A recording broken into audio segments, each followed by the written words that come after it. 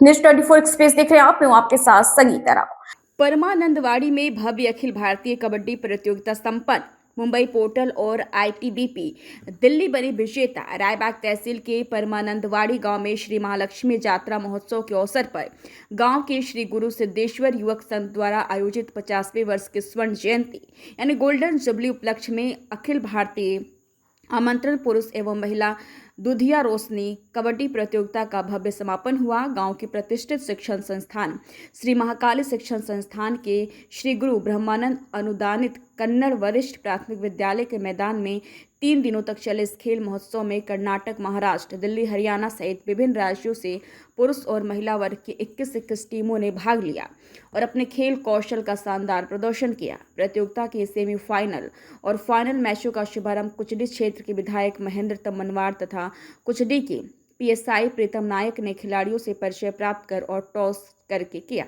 ನಾನು ಕೂಡ international player Asian games, south Asian games ಜೊತೆಗೆ ನಾನು ರಾಜ್ಯಾಧ್ಯಕ್ಷ ಕೂಡ ಆದಿಶಂಕರಿಗೆ ಪರಮಾನಂದಿ ವಾರ್ಡಿಂದ 50ನೇ ವರ್ಷದ ಒಂದು kabaddi all India A grade ನಡೀತಿರೋದು.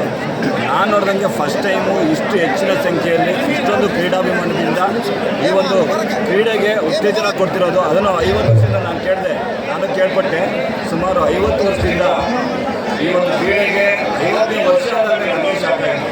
ಅಂದರೆ ನಾನು ಹುಟ್ಟೋಕ್ಕಿಂತ ಮುಂಚೆಯಿಂದಲೇ ಸ್ಟಾರ್ಟ್ ಆಗಿದೆ ಗೇಮು. ಕಬಡ್ಡಿಗೋಸ್ಕರ ಉತ್ತೇಜನ ಮಾಡ್ತಾರೆ. ಅಂದರೆ ಆಗಿನ ಕಾಲದಲ್ಲಿ ಕ್ರೀಡೆಗೆ ಮುದ್ದೆ ಹಣ ಇಟ್ಟಿಲ್ಲ. ಇವತ್ತು ದಿನ ಏನು ಪುರುಷರಿಗೆ 1 ಲಕ್ಷ ಪ್ರಶಸ್ತಿ ಇಟ್ಟು, ಮಹಿಳೆಗೂ 1 ಲಕ್ಷ ಪ್ರಶಸ್ತಿ ಇಟ್ಟು ಈ ಮಟ್ಟದ ಒಂದು ದೊಡ್ಡ ಒಂದು ಬೆಳಗಾವಿ ಭಾಗದಲ್ಲೇ ಒಂದು ಅತ್ಯುನ್ನತವಾದ ಒಂದು ಕ್ರೀಡಾಂಗಣವನ್ನು ನಿರ್ಮಿಸಿ ಅವರಿಗೆ ಊಟ, ವಸತಿ ಈ ಥರ ಎಲ್ಲ ಒಂದು ಸ್ಟ್ಯಾಂಡರ್ಡ್ ಲೆವೆಲ್ ಇದೆ. ಪ್ರೋ ಕಬಡ್ಡಿ ಲೆವೆಲ್ ಏನು ಮ್ಯಾಟ್ ಇಲ್ಲ, ಮಳೆ ವ್ಯವಸ್ಥೆಯಿಂದ ಮ್ಯಾಟ್ ಇಲ್ಲ.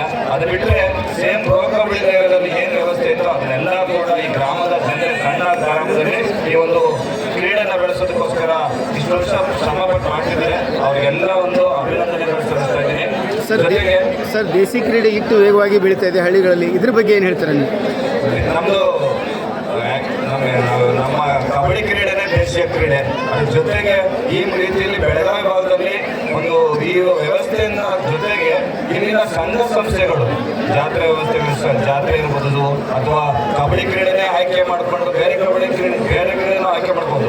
ಇತ್ತೀಚಿನ ದಿನಗಳಲ್ಲಿ ಪ್ರೋ ಕಬಡ್ಡಿ ಬಂದ ಮೇಲೆ ಸ್ವಲ್ಪ ಜನಪ್ರಿಯತೆ ಜಾಸ್ತಿ ಆಗಿದೆ. ಟಿವಿಗಳಲ್ಲಿ ಇರ್ಬೋದು ಕಬಡ್ಡಿನ ಒಂದು ಲೆವೆಲಲ್ಲಿ ಜಾಸ್ತಿನೇ ತಗೊಂಡು ಹೋಗ್ತಾ ಇದ್ದಾರೆ. ಅದ್ರ ಜೊತೆಗೆ ಈ ಒಂದು ಸಿದ್ದೇಶ್ವರ ಕ್ರೀಡಾ ಯುವಕ ಮಂಡಳಿ ಏನಿದೆ ಅವರ ಹಿರಿಯರು ಹಾಕಿಕೊಟ್ಟಂತ ಇದಕ್ಕಿಂತ ಮುಂಚೆ ಹಿರಿಯರು ಕಬಡ್ಡಿ ತುಂಬಾನೇ ಈ ಕಬಡ್ಡಿ ಬೆಳೆಸಿದ್ದಾರೆ.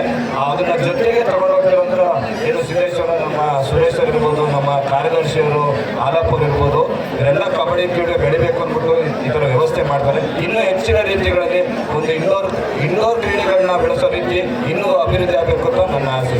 ಒಟ್ಟು ಎಷ್ಟು ಟೀಮ್ಗಳ ಈ ಪಂದ್ಯಾವಳಿ ಪ್ರಾರಂಭವಾಗಿದೆ ಸರ್? ಎಷ್ಟು ಟೀಮ್ಗಳು ಈ ಪಂದ್ಯಾವಳಿಗೆ ಬಂದಿದ್ದಾರೆ?